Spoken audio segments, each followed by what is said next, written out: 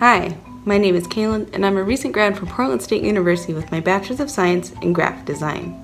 To me, being a graphic designer means that you have many skills, and you like to use these skills to solve a problem. You can solve these problems either by yourself or with a team of people.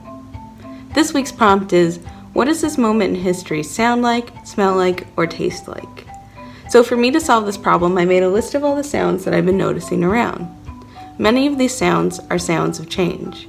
When things begin to change, we begin to notice them.